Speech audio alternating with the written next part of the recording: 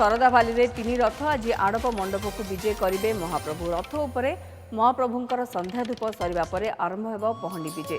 सकाळु रथारूढ़ श्रीविग्रहंकर मंगल आरती पर अन्यान्य नीतिकांति बढ़ी संध्या धूप पर पहंडी आरंभ हेब। एपटे रथ उपरे चतुर्धा मूर्ति को दर्शन करुछंती हजार हजार भक्त एवं श्रद्धालु। आखि पुराई देखुछंती कालिया साँतों को। शरदा बाली रे एक भाव और भक्तिमय परिवेश सृष्टि होईछि। भाई भौणी को सांगरे धरी श्रीमंदिर छाड़ी नवदिनात्मक यात्रा जन्मवेदी गुंडीचा मंदिर को आसिछंती दारू देवता। गतकाली तीन रथ गुंडीचा मंदिर ठारे लागिबा परे रथ उपरे महाप्रभुंकर समस्त नीति करा जायतिला। आज सकाळे तीन रथरे महाप्रभुंकर विभिन्न नीति रहिछि। अपराह्न महाप्रभुंकर संध्या धूप और संध्या आरती बढ़िबा परे पहंडी आरंभ होबा पई स्थिर करा जायछि। सेतिपई सेवायत और प्रशासनिक स्तर में समस्त प्रस्तुति शेष होईछि।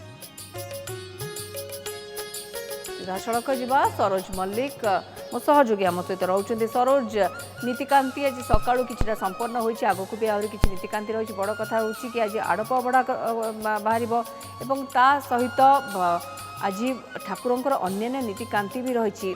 विशेष करी भक्त आज रथारूढ़ देवता को सका भी दर्शन करुँच रही पूरा परिवेश।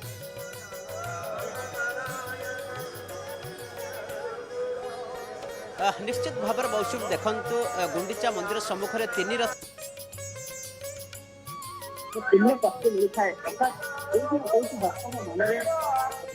पुण्य प्राप्ति मिलता है अर्थात कौटि ना कौटि भक्त मन में से कथा अच्छी और से भक्त मैंने सकाळु सकाळु आसिक ठाकुर को दर्शन करुँच रथारूढ़ अवस्था श्रीजीव अच्छा। आज सब बड़ कथा हूँ संध्या धूप पर आज चतुर्धा मूर्ति जन्म वेदिकी आज पहंडी हे गोटी पहंडी में चतुर्धा मूर्ति आज गोटी पहंडी में गुंडीचा मंदिर को जी संध्या 6टा पर प्रक्रिया आरंभ हो। जेहेतु संध्या 6टा पर प्रक्रिया आरंभ हो रथ उपर जेहेतु महाप्रभु अच्छा रथ उपर जमती मंदिर भितर महाप्रभु जमती सब नीतिकांति कराए रथ उपर सेमती नीतिकांति से सकाळ धूप हो मैलम हो अवकाश हो सूर्य पूजा हो द्वारपाल पूजा हो जहाँ सब रही महाप्रभुंर जो पूजा रीतिनीति सब रीतिनीति रथ उपर महाप्रभुंर करा जाउची। आउ किछि समय पर महाप्रभुंर रथ उपर सकाळ धूप लागि हेबो।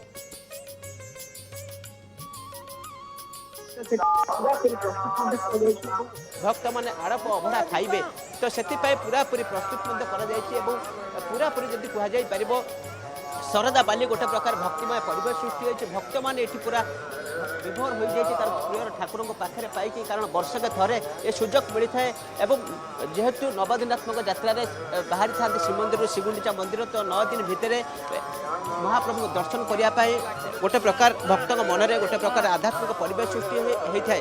भक्त मैंने सकाळु सकाळु दीप लगे महाप्रभु को महाप्रभु को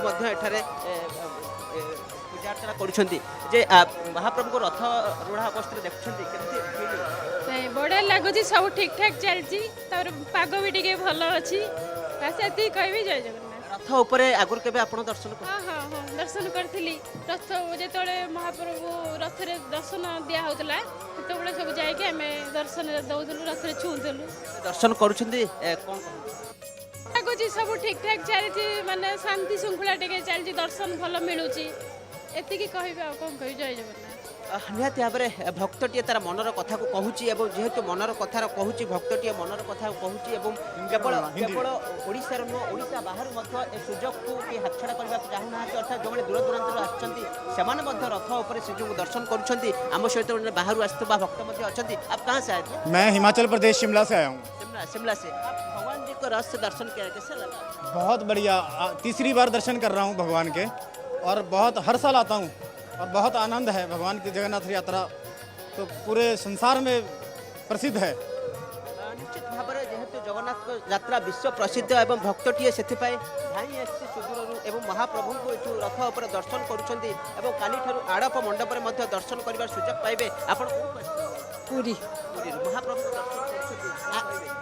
महाप्रभु दर्शन करके आम भाग्यवान मन करम एपटू आई आम सिद्ध भाव रोचु तेणु यहाँ सब भाग्य कथा वर्ष को थे तेणु ठाकुर दर्शन दर्शन कर सौभाग्य सेटा तो ठीक कथा सौभाग्य नथिले केबे भी मिलेनी। खुशी आपण? हाँ बहुत खुशी निजक धन्य मन कर ठाकुर पाखु पाई।